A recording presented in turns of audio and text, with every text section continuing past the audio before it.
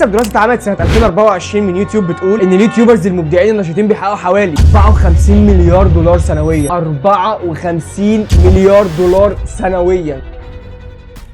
انت عارف قد ايه الرقم ده كبير؟ على حسب بحث اللي ملوش اي ادله، هو مجرد بس معلومه خدتها من شات جي بي تي، ان في 2 مليون ونص قناه بتقبض شهريا من اليوتيوب. يعني لو هنقول ان كلهم بياخدوا ارباح بالتساوي، وان مفيش حد بياخد اكتر من حد، مع ان ده مستحيل، تلاقي ان كل قناه بتعمل حوالي 216,000 دولار سنويا، يعني حوالي 18,000 دولار في الشهر، يعني 900,000 جنيه مصري. 900,000 جنيه مصري في الشهر من اليوتيوب. انت متخيل قد ايه الرقم ده كبير؟ متخيل حجم الرقم قد ايه؟ شباب ممكن بس نعمل لايك واشتراك عشان نسبه كبيره منكم اللي بتشوف الفيديوهات ديت مش مشتركه اصلا في القناه. فاعمل اشتراك ولايك عشان خلاص قربنا نخش على 2000 مشترك. يلا بينا نكمل. طبعا في قنوات بتعمل اكتر من كده بكتير وفي قنوات اقل، بس في الاول وفي الاخر اي رقم بيعملوه في الشهر فهو رقم مش قليل تماما. وده يخليني اقول لك انك لازم يكون عندك قناه يوتيوب مهما كان مجالك ومهما كان هدفك في الحياه. وخليك بس معايا في الفيديو لحد الاخر لان هفهمك ليه دلوقتي، لان الموضوع مش متعلق بالفلوس بس، ده في حاجات اكبر من كده بكتير، ويمكن كمان اهم من انك تدخل بس فلوس من اليوتيوب. من 2010 2015 بدات الشركات خصوصا في مجال التقنيه والتسويق الرقمي تلاحظ ان الناس اللي عندها مهارات عقليه زي اداره صفحات، مونتاج، تسويق عبر الانترنت والى اخره بتنجز اكتر بكتير من اللي معاهم شهادات نظريه بس. في الوقت ده بدات تظهر وظائف زي السوشيال ميديا مانجر وكونتنت كريتور من غير ما تطلب شهاده جامعيه. في 2016 لحد 2019 السوشيال ميديا انفجرت فعليا، انفجرت. بدا يوتيوب وتيك توك وانستجرام يصنعوا مبدعين عندهم جمهور ضخم. الشركات اكتشفت ان الشخص اللي عنده تفاعل حقيقي احيانا بيسوق للمنتج احسن من حمله دعائيه كامله، فبقت تدور على مهارات الوصول للجمهور بدل شهاده التسويق ذات نفسها. يعني حضرتك لو تعمل في كورسات تسويق وختمت اللعبه حرفيا بس نظريا ما عندكش مهارات في الواقع، فاللي عنده مهارات في الواقع اللي اصلا ما خدش كورس تسويق هيغلبك، ممكن يعمل فلوس بكتير اكتر من اللي انت بتعملها. بعد كده هنروح ل 2020 بعد جائحه كورونا، العالم كله اتجه للعمل عن بعد والرقمنه. الشركات بقت تقيم الناس على مهاراتهم الفعليه، تحرير، اداره وقت، تواصل، تصميم والى اخره. وجودهم على الانترنت، بورتفوليو وحسابات فعاله وسوشيال بروف، مش على شهادات جامعيه بس. دلوقتي حتى الشركات الكبيره زي جوجل وابل وميتا بقت تقول صراحه كده ان الشهاده مش شرط للتوظيف، طالما عندك مهارات حقيقيه وشغل فعلي يثبتها انا هحتاج لشهادتك ليه؟ يعني حرفيا لو عندك شهاده بس مجرد شهاده جامعيه وما عندكش اي خبره في الحياه ولا في السوشيال ميديا، فانت الطلب عليك هيكون قليل جدا جدا. وحقيقي الشخص اللي مش معاه شهاده وبس عنده خبرات على السوشيال ميديا هيكون عنده فرصه اكبر بكتير انه يشتغل ويعمل ارقام كويسه جدا. فمش بس الشهادات الجامعيه اللي ليها لازمه. وهنا نيجي لاساس موضوع الفيديو، هو انك لازم يكون عندك وجود على السوشيال ميديا باي شكل بقى من الاشكال، مش شرط تكون بتعمل حاجه جديده، انت كل اللي مطلوب منك انك تنشر اللي بتعرف تعمله في حياتك بس على هيئه فيديو مش اكتر. سواء بقى كنت نجار، حداد، باريستا او اي مجال من مجالات الشغل بتاعك، تقدر تعمل محتوى يبان للناس وكمان تقدر تعمل منه فلوس كويسه جدا، وكمان هيكون عندك فرصه شغل احسن لانك هتتعرض على شريحه كبيره جدا من الناس، واكيد هتلاقي حد محتاجك لانك بتعمل حاجه انت موهوب فيها وبتعرف تعملها. وخليني اقول لك على حاجه، فكره انك اصلا تكون موجود وسط العالم ده في حد ذاته بيديك قيمه حقيقيه وسط الناس، لانك بتقدم حاجه ليها قيمه، وده هيخلي عندك سي في قوي جدا هتقدر تستخدمه بعدين لاي فرصه شغل تناسب مجالك، وكمان هتكون معروف وليك اسم وسط الزحمه دي كلها. لو الموضوع ظبط معاك احب اقول لك انه ممكن يكون شغلك الاساسي اصلا، ومش هتحتاج تدور او تستنى فرصه شغل كويسه ليه، لانك حرفيا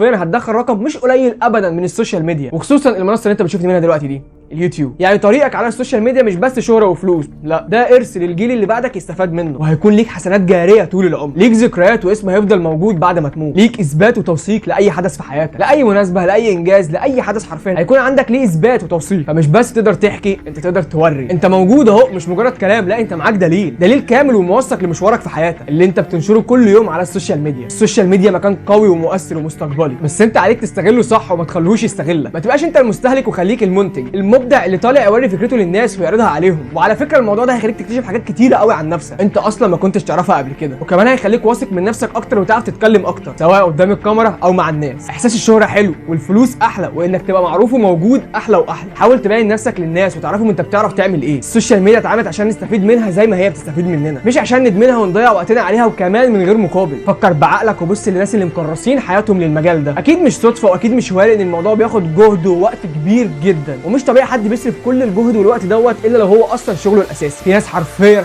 بتقعد بالشهور عشان تطلع فيديو واحد بس، هو لو مش شغله الاساسي ومش هيجيب له عوض الوقت ده كله والفلوس اللي هيصرفها ما كانش عمله. فخليك ذكي وشغل دماغك. خوارزميات اليوتيوب بتقول انك لازم تشوف الفيديوهات دي. اشوفك في فيديو تاني، سلام.